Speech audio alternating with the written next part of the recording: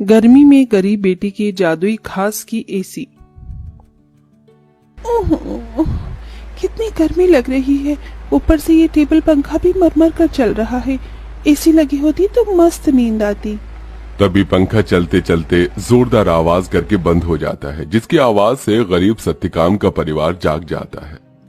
अजी, ये इतनी तेज आवाज कैसी थी? क्या मालूम चंदा, पर ऐसा लगा जैसे कुछ टूट गया। तभी भारती टेबल पंखे को देखती है। पिताजी, वो देखो, टेबल पंखा टूट गया। पंखा टूटा देखकर पूरा परिवार दुख जताने लगता है। हे भगवान, ये क्या, एक और परेशानी बढ़ा दी तूने हम गरीबों पर।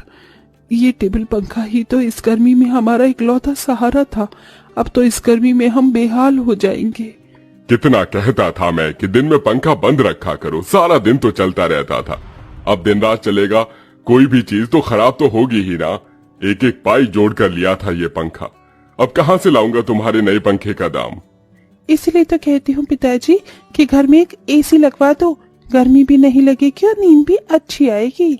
ये सुनकर गरीबी से झुंझलाया सत्यकाम अपनी दूसरी बेटी भारती को डांट लगाते हुए बोला, अरे चुप कर तू भारती, तेरा बाप कोई सर्विस वाला थोड़े है जो लाख रुपए महीना कमाता है। जब देखो एसी एसी एसी कहते रहती है। ये एसी सोफा सब अमीरों के घरों में होता है, हम गरीबों की औकात में नहीं है खरीदना। अजी, अब जाने भी तो बच्ची है। अब ही चलो सब सो जाओ। आस पड़ोस वाले भी इतनी रात में हम गरीबों के घर में से हल्ला गुल्ला होता सुनेंगे तो क्या कहेंगे। जैसे तैसे सब गर्मी में सो जाते हैं, लेकिन अपने गरीब माँ बाप बहन को गर्मी से बेहाल देखकर वो गरीब बेटी रात भर खुद सो भी नहीं पाई। अरे सुबह हो गई, जल्दी से साफ सफाई कर लेती हूँ, फिर बाबा के लिए चाय भी बनानी है। घर में झाड़ू लगाकर जब वो घर के बाहर आकर देखती है तो आम के पेड़ से पूरे आंगन में पत्ते ही पत्ते बिखरे थे और पेड़ पर फल लगने को थे, जिसे देखकर वो खुश हो गई।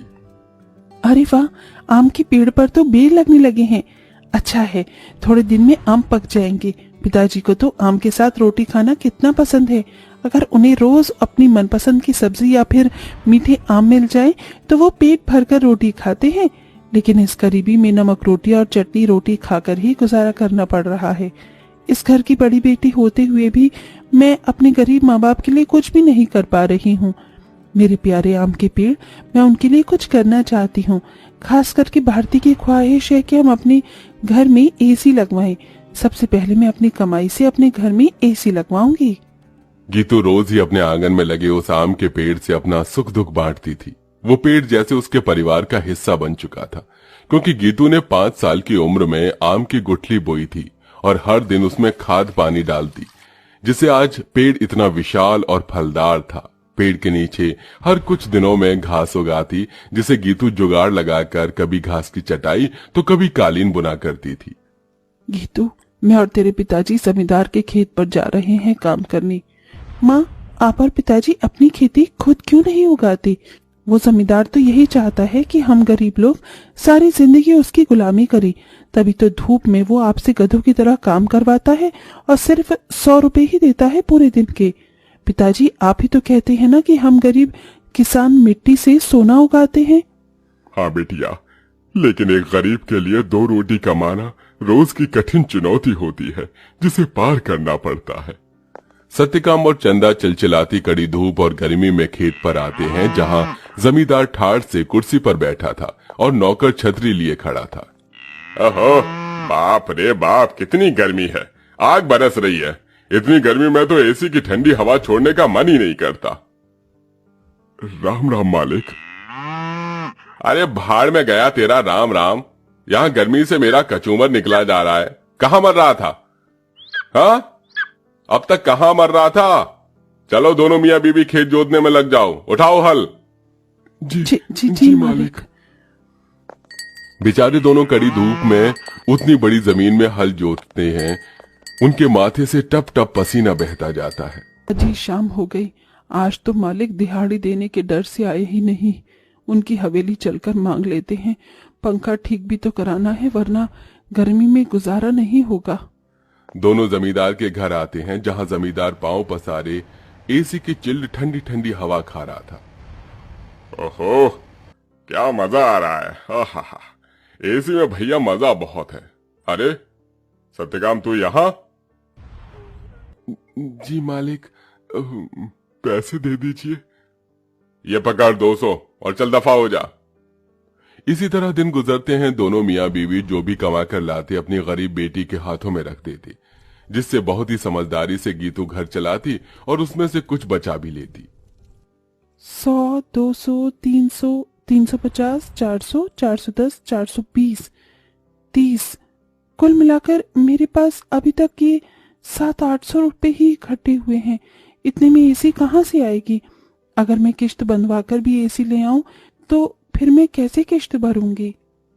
तभी भारती अपनी गरीब बहन गीतू को परेशान देखकर बोली, दीदी, आजकल तो कबाड़ी वालों के पास भी अच्छी अच्छी चीज मिल जाती है। अमीर लोग तो नया खरीद लाते हैं और महंगी चीज भी बेच देते हैं। हाँ, ये ठीक रहेगा। मैं कबाड़ी में से कोई एसी उठा लाती हूँ। गीतू एसी खरीदने कबाड़ी की दुकान पर चली आई। भैया जी, मुझे कोई सस्ती एसी दिखाइए। गरीब लड़की लगती है, एक काम करता हूँ, ये खटारा वाली एसी थमा देता। इसे क्या पता इसमें क्या डिफॉल्ट है। ये लो बहन जी, ये एकदम बढ़िया एसी है। ये चलती तो है ना? चलती नहीं, दौड़ती है। एकदम धूम मचा देगी ठंडी हवा की। 1000 रुपए की लगेगी। अब जल्दी से ले लो। लेकिन मेरे पास बस 800 ही है। चलेगा चलेगा, दे दो। गीतू खुशी से वो एसी घर लाकर सबको चलाकर दिखाती है। माँ, पिताजी देखो, आपकी गरीब बेटी एसी खरीद कर लाई है 800 में। अब हमें गर्मी में नहीं सोना पड़ेगा। मगर ये चल क्यों नहीं रही? 800 में कोई एसी देता है भला क्या? पैसे फंसा कर आई है जाकर। सब मुंह बनाकर सो जाते हैं और गीतू पेड़ के पास आकर रोने लगी। मेरे प्यारे आम के पेड़, वो कबाड़ी वाला मुझ गरीब के पैसे खा गया। ये एसी चल भी नहीं रही। मुश्किल से 1-1 रुपया इकट्ठा किया था। गीतू को रोते देखकर पेड़ बोलने लग जाता है। गीतू, तुम रो रही हो? रो मत, मैं तुम्हारी एसी को जादुई एसी बना देता हूँ। क्या सचमुच में ऐसा हो सकता है? तभी पेड़ जादू करता है और जमीन पर ढेर सारे घास उगाते हैं जो बहुत चमक रही थी। गीतू, इस जादुई घास को मैंने अपनी शक्ति से उगाया है। इसे एसी में लगा दो, ये एसी जादुई हो जाएगी। गीतू बिल्कुल वैसा ही करती है।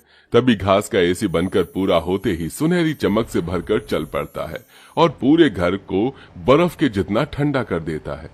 माँ, पिताजी, भारती देखो, एसी चलने लगी। पूरा गरीब परिवार घास के एसी को चलते देखकर चौंक जाते हैं। अरे देखो चंदा, हमारी बिटिया ने घास की एसी बनाई है। हाँ जी, लेकिन ये घास की एसी कैसे चल रही है? ये एसी कूलर तो बिजली से चलते हैं। तभी जादुई घास एसी के आंख कान मुंह बन जाता है। एसी इठलाकर बोला, क्योंकि मैं जादुई घास का एसी जो हूँ। ये लो, जी भर के खूब ठंडी हवा खाओ। अरे वाह दीदी, क्या धांसू एसी बनाई है। हम गरीबों जैसे घास की एसी है। एसी तो बड़े बड़े अमीरों के घर में भी नहीं होगी। अब हम गर्मी में एसी की ठंडी हवा में सोएंगे। तभी चंदा रोते हुए बोली, बिटिया, अगर दिन भर इस एसी की ठंडक में ही सोते रहेंगे तो कमाएगा कौन? बगैर खून पसीना बहाए पैसे थोड़ी मिलता है। ये कहते हुए चंदा रोने लगती है। तभी जादुई घास एसी में से ठंडी हवा के साथ नोट बरसने लगते हैं। लूट लो, जितने चाहिए लूट लो, देख क्या रही हो? अरे रामा, ये जादुई घास की एसी तो लक्ष्मी मैया का रूप है। चंदा देख, कैसे करारे करारे नोट दे रहा है ये एसी। क्योंकि मैं कोई मामूली एसी नहीं बल्कि जादुई घास का एसी हूँ। मैं तुम्हें हीरे जवाहरात सोना चांदी सब दे सकता हूँ। एसी के इस कथन को सुनकर गीतू ने उसे आजमाया। अगर ऐसा है तो हमें सोने चांदी के सिक्के देकर दिखाओ। तभी एक सुनहरी चमक के साथ जादुई घास एसी में से सोने चांदी के ढेर सारे सिक्कों की बारिश बरसने लगी। तुम तो सच में जादुई एसी हो। माँ, अब आपको उस जमींदार की गुलामी करने की जरूरत नहीं। अब हमारे पास जादुई घास का एसी है। दोनों मियाँ बीबी खुशी से फूट फूट कर रोए। चंदा देखो, अब हमें और दुख नहीं काटना पड़ेगा।